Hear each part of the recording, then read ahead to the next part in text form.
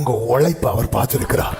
இன்னைக்கு யார் யார் உங்களை ஏமாத்துறாங்களோ அங்க நீங்க போட்ட உழைப்பை கர்த்தர் பார்த்திருக்கிறார். உங்க பிரயாசத்தை கர்த்தர் பார்த்திருக்கிறார். அங்க நீங்க பட்ட சிறுமையை கர்த்தர் பார்த்திருக்கிறார். கைகளை உயர்த்தி ஒரு ஆமென் சொல்லுங்க. இன்னைக்கு உங்களை சுத்தி சூழ்ச்சி நடக்கலாம், உங்களை சுற்றி ஏமாற்று வேலைகள் நடக்கலாம், உங்க ஸ்தானத்திலிருந்து உங்களை துரத்தி விடும்படிக்கு பல காரியங்கள் நடக்கலாம். யாக்கோவே நீ கலங்காதே, உன்னை குறித்து சொல்லப்பட்டதுதான் நடக்கும்.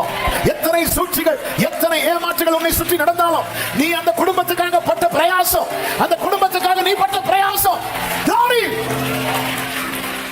நீ இருக்கிற இடத்துல, நீ உழைக்கிற இடத்துல நீ போட்ட உழைப்பு, நீ பட்ட பிரயாசம், இதெல்லாம் கர்த்தர் பார்த்திருக்கிறார்.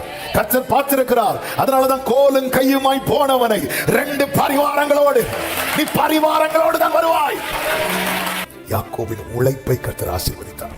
அவனை நஷ்டமடைய விடவில்லை. கர்த்தர் அவனை வழி நடத்தினார். ஆதியாகமம் 31:3 நீ எழுந்து போ யாக்கோபே, நீ எழுந்து போ யாக்கோபே.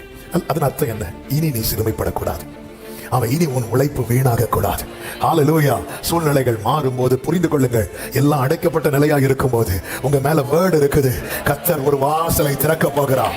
ஆமென் சொல்லுங்க பார்க்கலாம்.